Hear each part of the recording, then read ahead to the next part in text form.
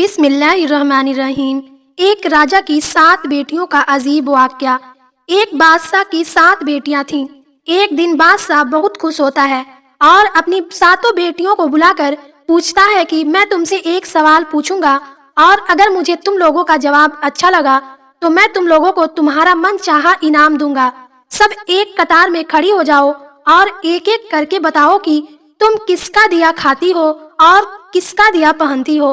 इस पर बात करने से पहले आप सभी से गुजारिश है कि ऐसे ही प्यारा वाक्या सुनने के लिए हमारे YouTube चैनल को सब्सक्राइब करें और इस वीडियो को लाइक जरूर कर दें।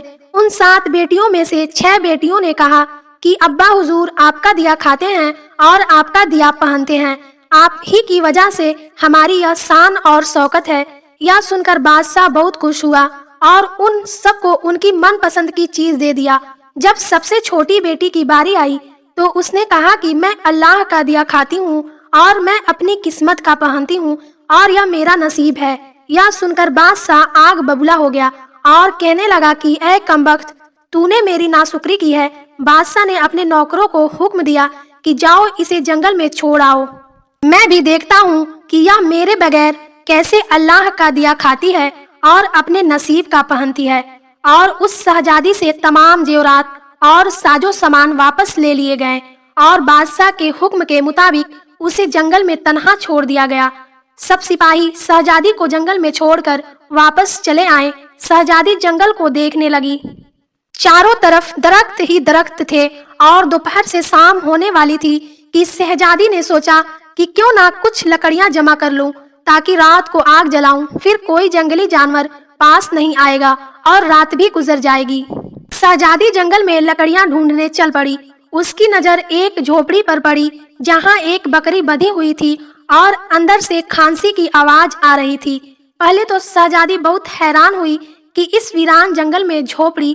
पहले तो शहजादी उस झोपड़ी के अंदर दाखिल हुई तो वह देखती है कि एक बूढ़ा शख्स एक चारपाई पर लेटा हुआ है और खांसते खांसते पानी पानी पुकार रहा है। शहजादी इधर उधर देखती है तो कोने में एक पानी का घड़ा पड़ा हुआ होता है। वह गिलास में पानी भरकर उस बूढ़े आदमी को दे देती है।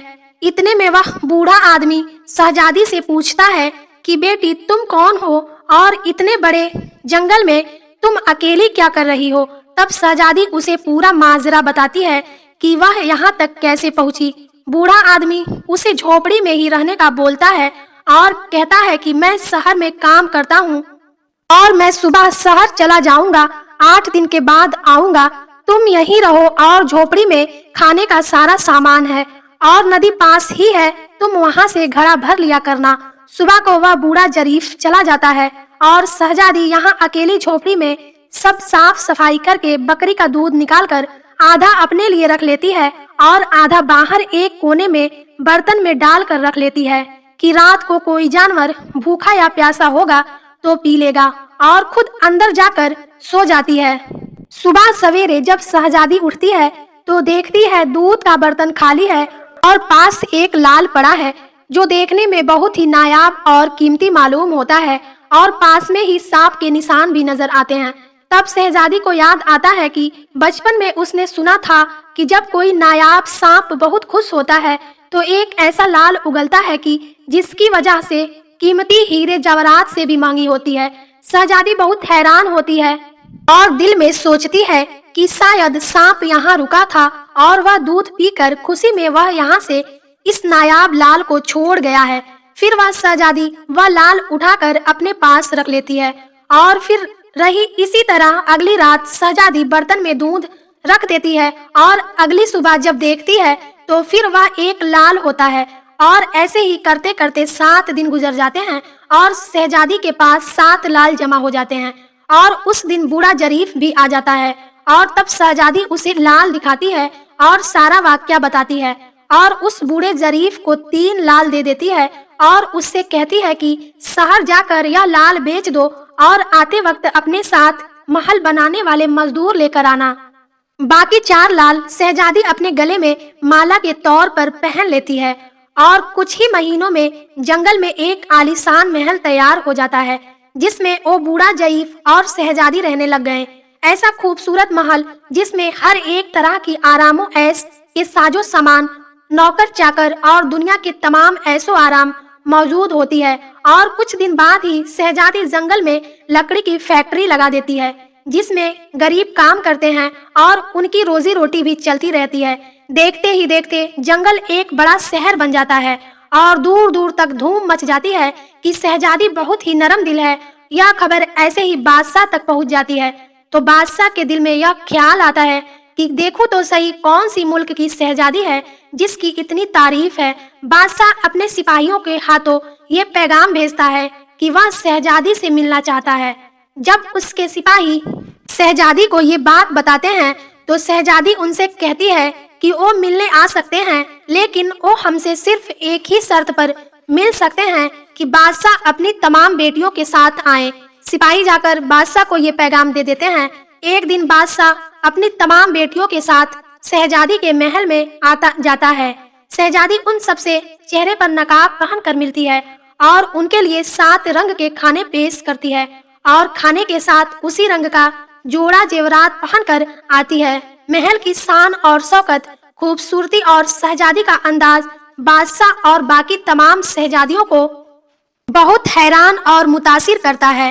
آخر میں بادشاہ شہزادی سے کہی دیتا ہے کہ تم میری بیٹی کی جگہ پر ہو اور میں بھی تمہارے کہنے پر اپنی تمام بیٹیوں کے ساتھ یہاں آیا ہوں، پھر ہم سے یہ پردہ کس لیے؟ شہزادی کہتی ہے کہ ٹھیک ہے، میں تیار ہو کر آتی ہوں۔ سب شہزادیاں آپس میں سرگوشی کرنے لگتی ہیں کہ اتنی تو تیار ہے اور اتنے مہنگے زیورات پہنے ہوئے ہیں، اب اور کتنا تیار ہو کر آئے گی۔ اتنے میں کیا دیکھتے ہیں کہ دور سے ایک خستہ حال کپڑوں میں کوئی آ رہا ہے اور غور کرنے پر بادشاہ کو یاد آتا ہے کہ یہ ابھی تک زندہ ہے۔ میں تو سوچتا تھا کہ اسے جنگل کے جانور کھا گئے ہوں گے، اور جب میں نے اپنے سپاہیوں کو اس کی خبر لینے بھیجا تھا تب انہوں نے ہی بتایا تھا کہ وہاں سے شہزادی کا کوئی نام و نشان نہیں ہے، تو یہ کیسے ممکن ہے؟ بادشاہ خوشی سے جھوم اٹھتا ہے اور کہتا ہے کہ شہزادی کو بلاؤ، میں اسے اس جنگل سے آزاد کروا کے اسے یہاں سے لے جاؤں گا، چاہے وہ تمہاری قیمت میں میری ساری بادشاہت ہی کیوں نہ مانگے۔ یہ سنتے ہی شہزادی بولتی ہے، نہیں ابا حضور، میں کوئی شہزادی نہیں، اور میں کہتی تھی آپ سے کہ میں اللہ کا دیا کھاتی ہوں اور اپنے نصیب کا پہنتی ہوں، بس اسی اللہ نے مجھے کہاں سے کہاں پہنچا دیا ہے کہ آج میں آپ سے بھی زیادہ امیر ہوں۔ پھر شہزادی اپنا تمام حال بیان کرتی ہے کہ وہ اس مقام تک کیسے آئی، اور دکھاتی ہے اپنے گلے کی مالا جس میں ابھی بھی 4 لال موجود ہوتے ہیں۔ یہ بات سنتے ہی باقی تمام شہزادیاں اپنے دل میں رشک کرنے لگتی ہیں اور وہ سوچتی ہیں کہ کاش ہم نے بھی یہی کہا ہوتا کہ اللہ کا دیا کھاتی ہیں اور اپنے نصیب کا پہنتی ہیں۔ ناظرین، ہمیشہ اللہ تبارک و تعالیٰ کی ذات پر یقین رکھو، اور اللہ تبارک و تعالیٰ جس بھی حال میں بھی رکھے ہمیشہ شکر ادا کرو۔ آج کے اس دور میں بچوں کی ایسی تربیت کی بہت ہی زیادہ ضرورت ہے۔ بچوں کی آخرت کی فکر بھی والدین کو ایسے ہی کرنی چاہیے جیسے اپنے آخرت کی فکر کرتے ہیں۔